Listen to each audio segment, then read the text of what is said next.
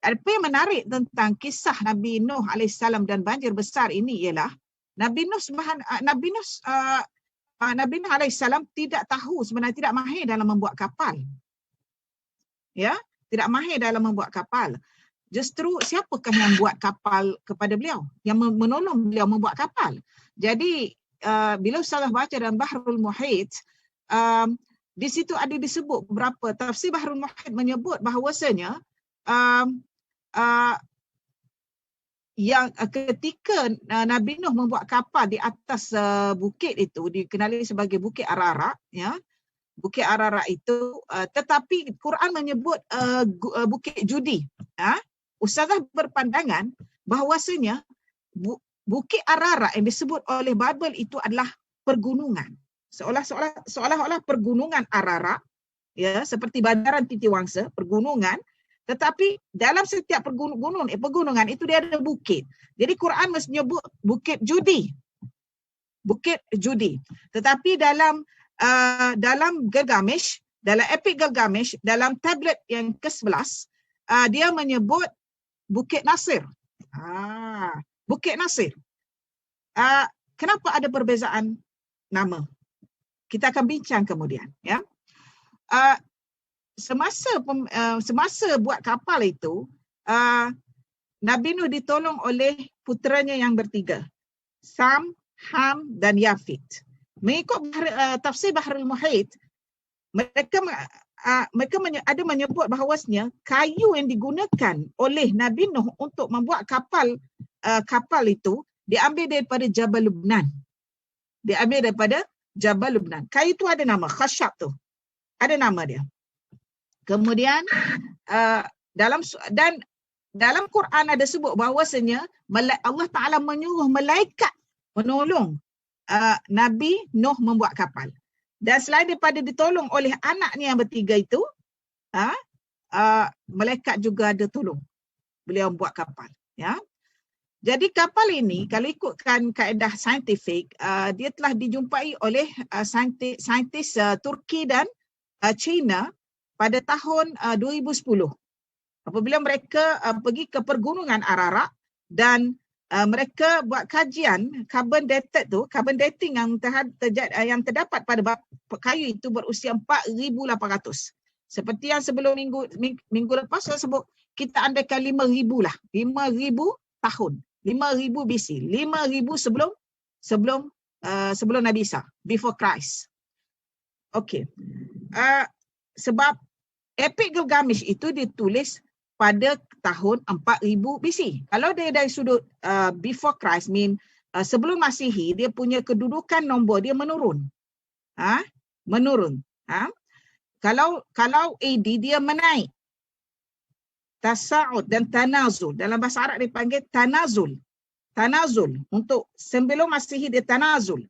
Untuk AD, selepas Masihi dia tasa'ud. Okey. Siapakah orang-orang Aram? Siapakah orang-orang Ad itu? Ya, kaum Ad ini ialah daripada keturunan Aram. Keturunan Aram, siapakah Aram? Aram merupakan anak bongsu, anak yang nombor 5 daripada Sam bin Nuh. Nuh ni dia ada 4 anak asalnya.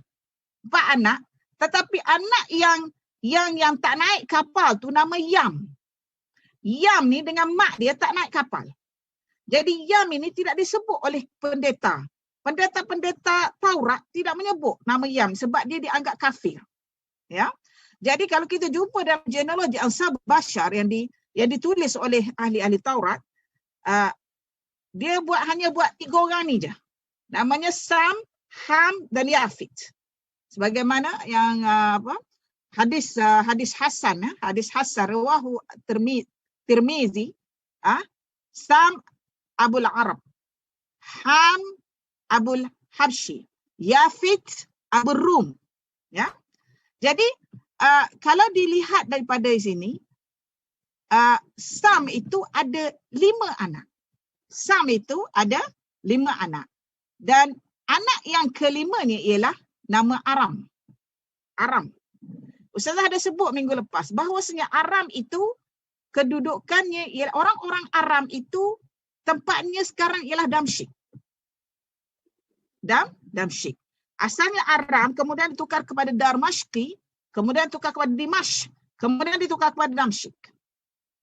Ya. Jadi orang-orang Aram ini, Ustaz sebut minggu lepas, berperang dengan orang-orang Ugarit.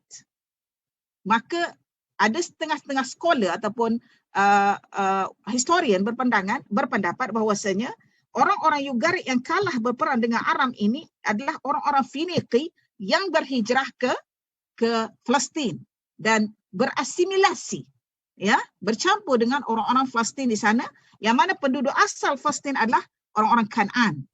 Orang-orang Kan'an. Back kepada perbincangan Aram tadi. Aram ini dia mempunyai anak. Anak ni antaranya ialah susur galur. Ustazah ada genealogi di sini, tapi mungkin Ustazah boleh baca di sini. Daripada daripada Aram itu, Aus dan Jasir, Ad, Samud, Jalau dan Hadir, Raya, Ubaid dan Abdullah. Raya ini anaknya Abdullah. Daripada Abdullah itu lahirnya Hud. Daripada Abdullah lahirnya Hud. Manakala Saleh pula ialah lahir daripada Ubaid. Maknanya Aram ini dia ada dua kaki. Aus, Jasir, Ad, Samud, Hadir, Ubaid. Ubaid melahirkan Masyik. Masyik melahirkan Asif. Asif melahirkan Ubaid lagi. Dan Ubaid lagi, yang kedua melahirkan Saleh. Maknanya, kalau ikut dari sudut genealogi, Saleh ini ke bawah. Dia maknanya Hud ni, kaki sebelah Hud ni, ya, lebih awal daripada Saleh. Okey, siapakah mereka? Siapakah Hud dan siapakah Saleh? Orientalis mengakui bahawasanya Hud dan Saleh ini berbangsa Arab. Walaupun genealogi tulisan ataupun yang disusun oleh pendeta-pendeta Taurat atau perjanjian lama cuba untuk memadamkan nama ini, nama bangsa perkataan Ain Raba itu, tetapi orientalis berpandangan bahawasanya Hud dan Saleh itu berbangsa Arab. Ya. Dan ini diakui oleh beberapa kitab tafsir Arab. Ya. Jadi kalau dilihat di sini, di manakah mereka ini? Kan Ustazah ada sebut bahawasanya ramai yang mula-mula sekali kita punya perbincangan, Qabil itu telah melarikan diri ke Yaman. Sesudah dia bunuh Habil, kan?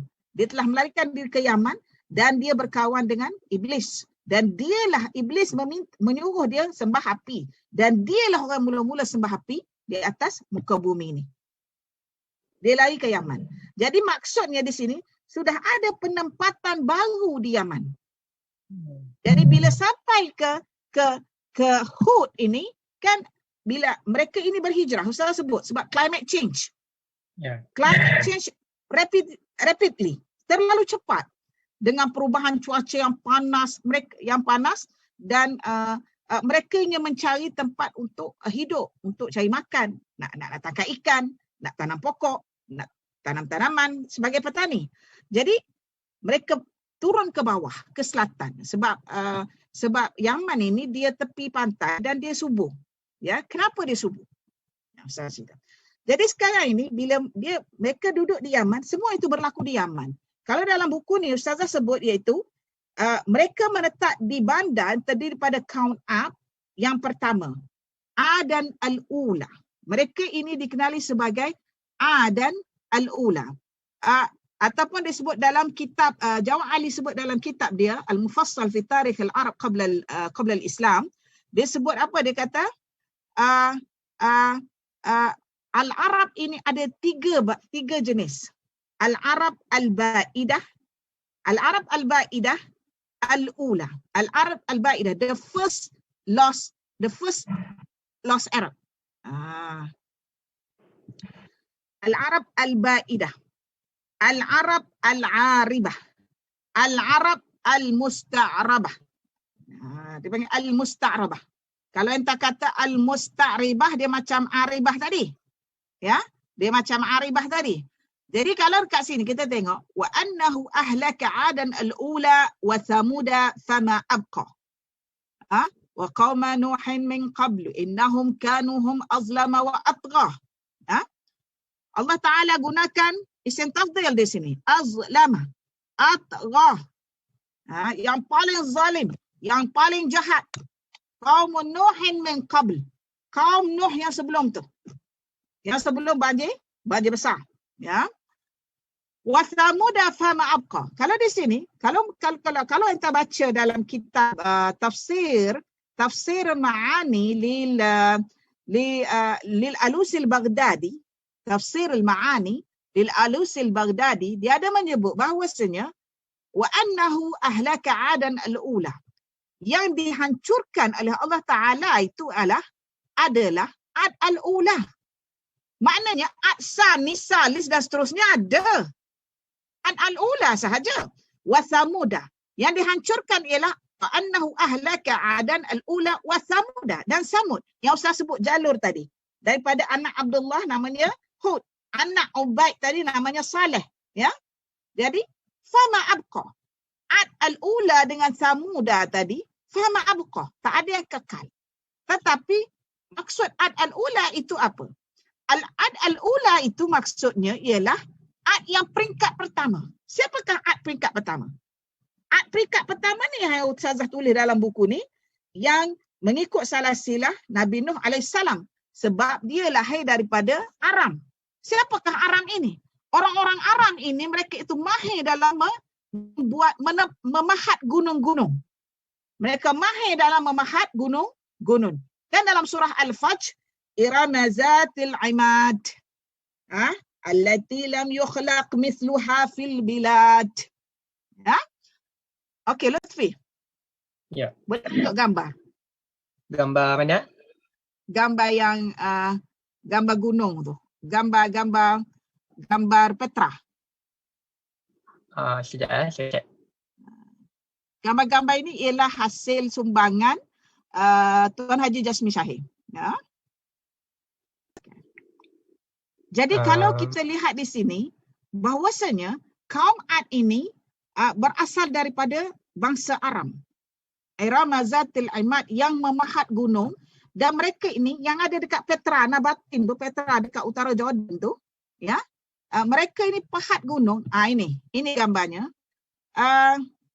Kalau dilihat, ini lakonan Harrison Ford kat sini kan, dalam Indiana Jones, dia lakon kat sini. Jadi ini bukan orang sekarang ni buat ni. Ini adalah hasil pahatan irama orang-orang, dan mereka ini besar, tinggi. Tinggi. Kan ada hadis Rasulullah SAW tanya, sahabat tanya, bagaimanakah tinggi manakah sebesar manakah orang Nabi Adam alaihissalam? Dia kata 7 hasta. Jadi kalau nak bina ni tak susahlah. Kehebatan mereka adalah bina memahat gunung-gunung, hingga sekarang pun masih ada lagi di Syria. Ya, mereka memahat gunung-gunung. Dan manakala kaum Samud pula, mereka hebat memecahkan batu-batu besar. Mereka hebat memecahkan batu-batu besar.